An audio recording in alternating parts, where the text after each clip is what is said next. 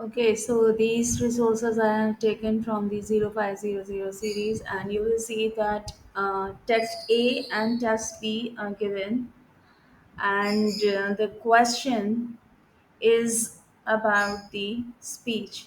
They have to write the speech, and the given condition is write a speech to be given in a school assembly, giving your views of whether or not students should participate in decisions made about the school.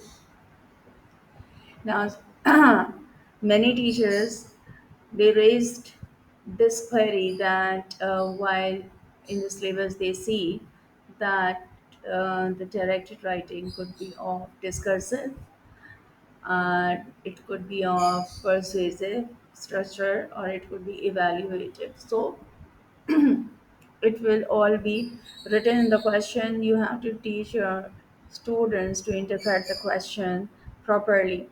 Anyhow, evaluation will always be there. Now you have to make very clear that what is discursive and what is persuasive and what is argumentative. So here, when you are writing for a school assembly where you're giving your views whether or not students should participate in decisions made about the school, so it goes without saying that when you are presenting the both sides of the argument, okay, you have to be develop an argumentative approach, right? So, say, said that you will first decide by reading the question. Do not fret over the form of question. Okay, informal letter, formal letter, speech, magazine article, report writing. These are the forms in which the students would be asked to write their response to the directed writing. Now, every form has their own conventions that the students have to follow. So, if I come on to the speech, and so first thing I told you that you after deciding the question, reading the question, you will make up your mind that whether it is persuasive or it is argumentative or it is discursive. Sometimes it can be discursive and argumentative, the other times it can be discursive and persuasive, because anyhow the bullets, they clearly say that you have to read both the text and then compose your response. So, with the conventions of the formal letter, you will go with the five paragraphs. With the speech, you can go with eight paragraphs or nine paragraphs, short eight to nine paragraphs, because speech is not to be read, it is to be delivered, right? So we have to tell this to our students that they can go with numbers of paragraph when it comes to speech writing. Then when it comes to article, the go-to method of writing an article is that you will be starting with a very generalized topic. Then ideally it should be of five paragraphs, and after the introduction that is narrowing down the towards the topic, have a thesis statement. You will go about on weighing out both of the text.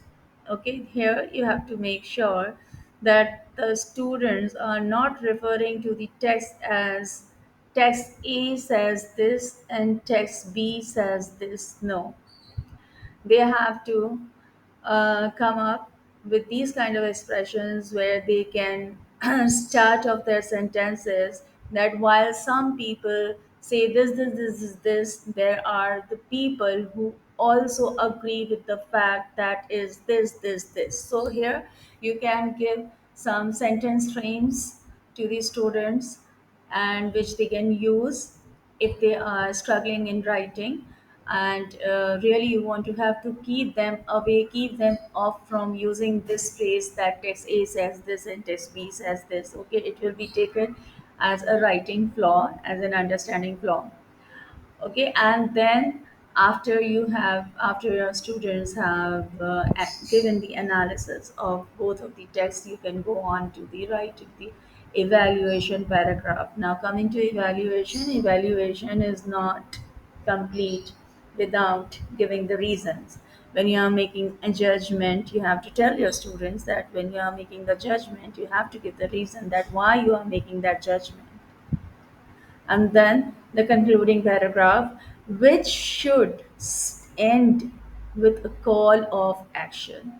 If it is a speech, so it can easily end with a call of action. If it is a magazine article, then also, yes, it is, your hands are tied in report writing, because report writing has to be completely objective, and you can't give your opinion until and unless you are asked to. So these are the conventions, dear, that were always there. Okay, little differences there, that they have created their own type of question by including discursive, evaluative, and persuasive, and the hints are in the question. Now, coming to the bullet points, evaluate the views given in both texts about student participation. Now, this phrase, evaluate the views given in both texts, this will come in every question, right? Be it any form of writing, this question will be there, this bullet point will be there, this guidance will be there. Give your own views based on what you have read in both of the texts. Okay, so again, they have to read both of the texts, and they have to give the clear reference that they, yes, they have read. Okay, because on the basis of this they will be writing their entire response. Okay, and this is indicative of their comprehension also. Now, very important point.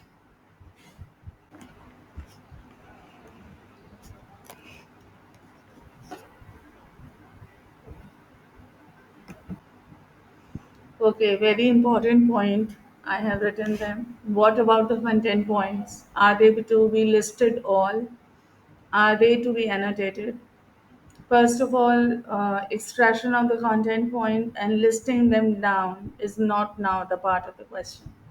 Okay, and whether they to be annotated, yes, use these.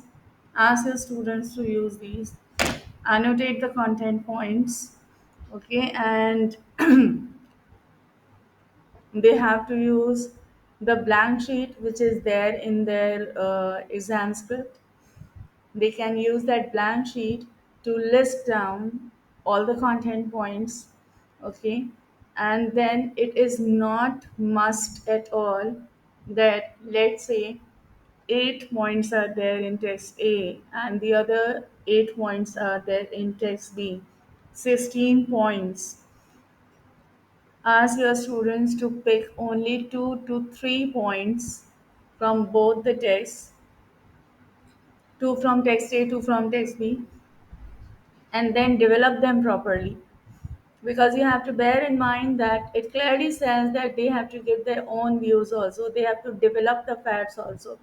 So if they take all of that, they will not be able to do the justice. We have to keep in mind that the word guidance is 250 words to 350. So it's better, and it is coming from the trainer, from the horse's mouth, broad, that 4 to 5 content points are enough to reflect in their writing, which they are developing and giving their opinion on and evaluating properly. Right? This is how you are going about it. But the thing to remember is that our trainer told us that we have to make our students habitual of writing the content points separately. Either they annotate or they write separately. In case of the examination, they have the blank sheets also in their examination copies. There they can write down everything. So if they want to list, if they want to pick it up, which is suiting to their directed writing, and they really want to use it, they have something there in their front from which they will be, safe from going up on the tangent. Everything is there, so they will be on the task. This done. Acha, now what is the good thing about writing on the content points, though they will not be assessed on them, they will not be given marks on them. The trainer said that exam copy starting from the title page till the blank page, no page is left unseen by the examiner. And God forbid, if the student, because of the running time, because of the shortage of time, or because of the exam pressure, has not included the content points properly, so when she would see that, or when the examiner would see that the content points are listed there also, okay, that will be reflection of students' comprehension. They would consider it, right? So it is a good practice that whenever in the classroom also you are giving the text to the students to extract the content points or to highlight the content points, okay, make them write down, and this will also save them from verbatim lift. Verbatim lift is that lift where the entire sentence is picked up. They will be consciously picking up only those phrases or those sentences from the text which are the main points or which are related to the question that is asked. We all know about the main points and the supporting details or the elaboration points. Elaboration points have no use to be included in the directed writing. This thing done. So annotation is important. Listening down the content points is important, though they will not be marked. Okay, what they have included in their directed writing will be marked, but examiner will be human. Okay, so they may give the benefit of doubt, so we have to train on this.